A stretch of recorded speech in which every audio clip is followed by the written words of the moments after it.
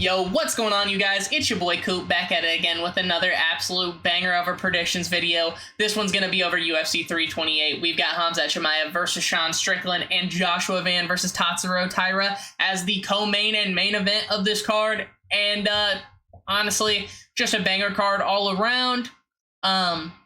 Last week, sadly, JDM got slimed out by Carlos Prates. Not happy about it, but did predict it.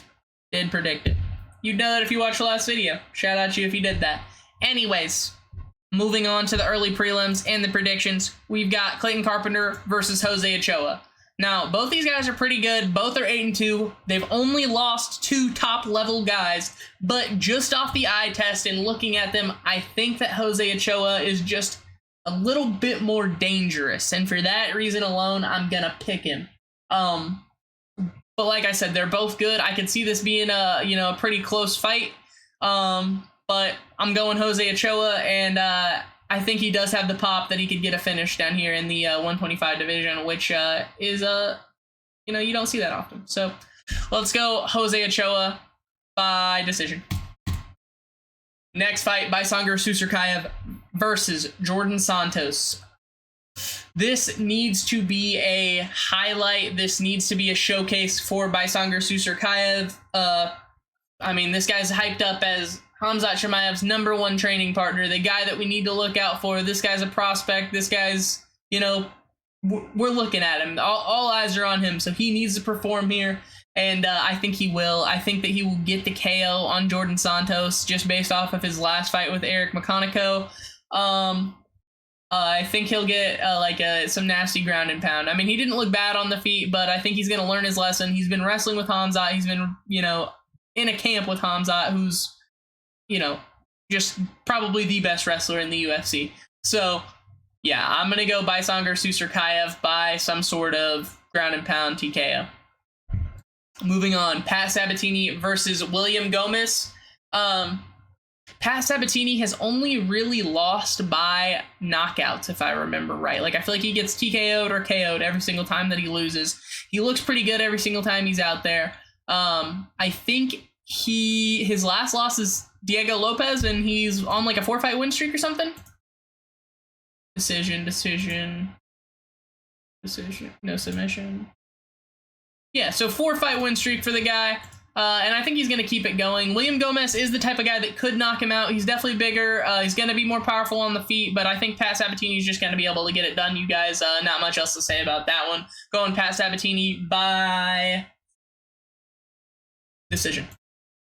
Moving on to Roman Kopylov versus Marco Tulio.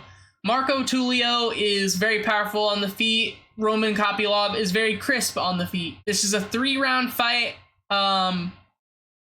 And I usually favor the more crisp striker in the 3-round fight. When, it's the top-level guys that are also hunting those finishes in the 5-round fight, then I usually lean more towards the guy that has power, because it usually tends to stay for more of the fight, and they can just, apply pressure and, get the knockout. But here, I think Kopylov has enough power on the feet as well to keep Tulio back, and his striking is pretty wicked. So, yeah, I think Roman Kopylov is going to go ahead and get a probably, big knockdown and TKO on the ground. So I'm going Roman Kopylov by finish. Moving on to the prelims, we've got Jim Miller versus Jared Gordon. This, to me, is a really 50-50 fight, because when Jim Miller shows up, he usually beats guys like Jared Gordon. I think whenever he's on his A game, he can be a Jared Gordon. But, yeah, because Jared Gordon's lost to guys like Nasrat Haqparast and stuff, and I just, he's good, but he's just not great in my eyes. But Jared Gordon's really consistent. He always is in the fight, and Jim Miller is 42 years old. He definitely slows down. You can see it. His reach advantage is going to be important, but I'm just going to go with the safe pick, in my opinion, here, and go with Jared Gordon to get a decision win here, because he's just going to be able to slow Jim Miller down before he himself slows down, because he doesn't slow down very much. And just outpoint him, be able to win those clinch clinch exchanges. And yeah, so I'm going Jared Gordon by decision here. Moving on. Also, so sad that this fight got canceled. So sad. Anyways, moving on. Grant Dawson versus Mateusz Rebecki. This fight is really interesting to me. Mateusz Rebecki is short, he's plotty, he's going to be stuck to the ground, and he's going to be hard to take down. And we know that Grant Dawson is a super duper good wrestler, and that's where he's going to want to, have the fight. It's just, is he going to be able to get somebody like Rebecki down? And I do think he's going to be able to, but is he going to get get his fucking chin blasted before then? And, I'm going to go ahead and say that he doesn't. I'm going to say Grant Dawson, maybe even a masterclass here. He's going to show his level, he's going to bounce back, and he's going to look good. I'm going Grant Dawson by decision. This is the most underrated fight on the card. Joel Alvarez versus Yaroslav Amosov. This is, to me, like a 50-50 type of fight because Yaroslav Amosov's only loss is to Jason Jackson. He got knocked out in Bellator. And Joel Alvarez is a sick fucking striker, guys. And he's not a slouch on the ground either, and that's Yaroslav's game. So it's basically, can Joel Alvarez keep it on the feet to be able to piece up Yaroslav Amosov, or is the pressure of Yaroslav Amosov and the ground, the superior ground game, at least what I'm assuming is going to be the superior ground game of Yaroslav Amosov. Actually, I know it is. I'm 90% sure that he's better on the ground than Joel Alvarez. To get it done. So this is, to me, I mean, I'm still kind of fence sitting this. I was leaning Yaroslav Amosov, but the more that I thought about it, the more that I think that if Jason Jackson can catch you, Joel Alvarez can definitely catch you. Coming up from 155 as well, although he didn't really look like a 155er in his last fight, I'm still going to go ahead and pick him. Joel Alvarez is going to get this one done by KO. But I won't be surprised if Yaroslav gets it done, and I would be happy to see it, honestly. They both seem like good dudes. Don't really want either of them to lose. Moving on to Atiba Gauthier versus Ozzy Diaz. I'm going to keep it short and sweet here. I think Atiba Gauthier is going to absolutely maul Ozzy Diaz and just physicality diff him. Plus, Atiba Gauthier loves cats. And I love cats. And so if I was to pick against Atiba Gauthier, that would just be fucked up. But in all seriousness, Atiba Gauthier he's really fucking strong, man. He's gonna physicality diff the shit out of Ozzy Diaz. I don't even see Ozzy Diaz being able to out wrestle him just because, I mean, how do you out wrestle that guy? But yeah, I think he's just going to muscle diff him, and I think he's going to just knock him the fuck out. So I'm going to Atiba Gauthier by first round KO. And that'll be it for the prelims. Moving on to the main card, we've got King Green versus Jeremy Stephens. Bobby Green looked like a fucking beast in his last fight. He, styled on him and knocked him out badly. Jeremy Stephens got beat up by Mason Jones, if I recall correctly, in his return to the UFC. And honestly, I just don't rate Jeremy Stephens as some sort of, good fighter. I mean, he's all right. He's not bad. He hits hard, but I don't think he even hits harder than somebody like the last couple of people that Bobby Green has taken to decision. Like when he fought Jim Miller at UFC 300, Jeremy Stephens probably hits about the same as Jim Miller does, honestly. Because it's not like he's just going to be able to fucking load up his punches and shit. He's going to just, Bobby Green's going to be in and out of there. He's still quick, even though he's old. So yeah, in the Battle of the Unks, I'm going King Green by KO. Round 2. Round 2 or 3, KO. King Green. Moving on, Sean Brady versus Joaquin Buckley. This is an interesting matchup. If Joaquin Buckley can keep it on the feet, I think that he can beat up Sean Brady, but I just don't see him being able to keep it on the feet, especially after seeing what happened with him and Usman. I think that Sean Brady is maybe even going to be able to get him down easier than Usman did. And once he has him on the ground, I mean, Sean Brady's just next level BJJ. I think he's going to get a finish here. So I'm going Sean Brady with about I would say like a round 1, round 2, probably just rear naked choke. It's going to take the back and just choke him out. Moving on, Alexander Volkov versus Waldo Cortez Acosta. Another fight that I'm super excited about. Volkov has just looked really, really at the top of his game his last couple fights. He's looked like a world beater. I think that he would be a problem for any heavyweight on the planet. His striking's really good. He's obviously just so big and long and can hit you from anywhere. So it's hard to fight a guy like that for sure. And Waldo, he does have power. His grappling doesn't look bad, but I think Volkov is probably even the better grappler. And in the striking department, I think it's going to be hard for him to get close. Volkov's going to be, hitting him in the belly, just tagging him up with those teeps. And I think he's just kind of leveled up. I think that there's a world where Alexander Volkov could be UFC heavyweight champion. So I'm going to go ahead and pick him. I think he's going to get a TKO here. I think he's going to hurt Waldo to the body maybe, and then, go in for the kill, land something big up against the cage, and finish him in some sort of ground and pound. Moving on, we've got the co-main event, Joshua Van versus Tatsuro Taira.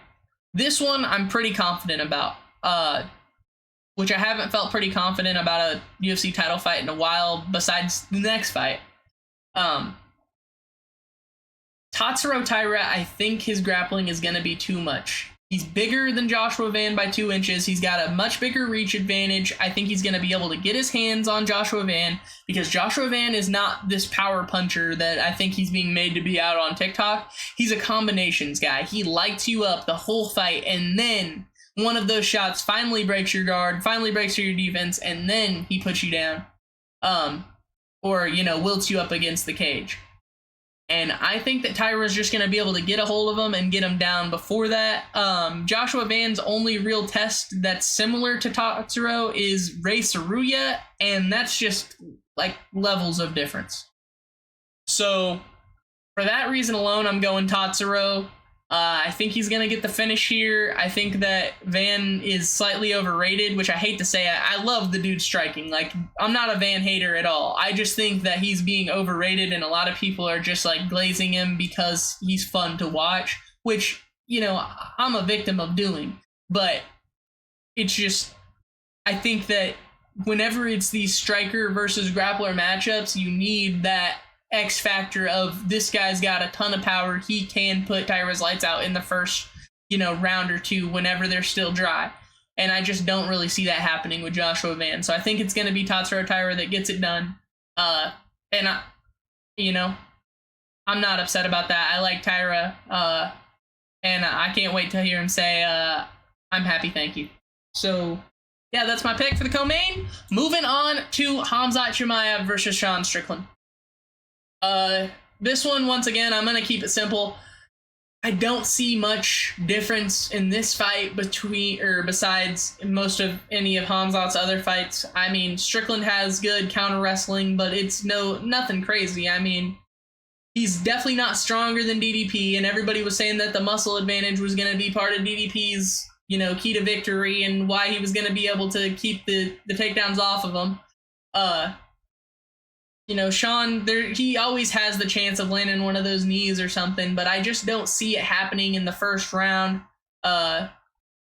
He's going to have to survive just an onslaught from Khamzat, an angry Khamzat, for the first 3-4 rounds.